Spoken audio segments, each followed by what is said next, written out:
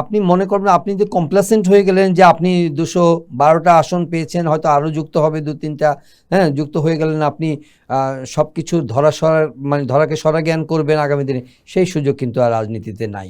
রাজনীতি এখন মোর চ্যালেঞ্জিং, এখন মোর কনফ্রন্টেশনাল, মোর প্রিক্যারিয়াস। আপনার এইটা যদি আপনি মাথায় রাখেন তাহলে আপনার চলার পথ কিন্তু মসৃণ না। আপনার প্রতিপক্ষ এমার্জিং, তারা তাদের ন্যারেটিভ দিয়ে কিন্তু তারা এগিয়ে যাচ্ছে, আপনার হেইটাররা কিন্তু সক্রিয় আছে। আপনি ইলেকশনের আগে প্রচুর ক্যাম্পেইন দেখেছেন বিভিন্ন ফর্মে অ্যান্ড ম্যানিফেস্টেশনে, ইলেকট্রনিক আপনার কি বলে যে ডিজিটাল ওয়ার্ল্ডে অনেক মানে কি বলবো যে হেট স্পিচ হয়েছে অনেক ধরনের, শুধু এটা কিন্তু বন্ধ থাকবে না। সুতরাং governance issue will be most critical part of the new future government.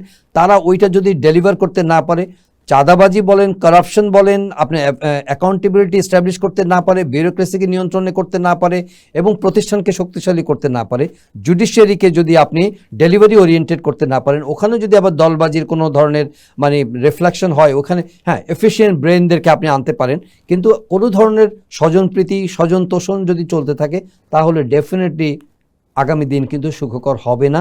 সেটার বার্তা কিন্তু নির্বাচনের ফলাফলই কিন্তু দিয়ে দিচ্ছে।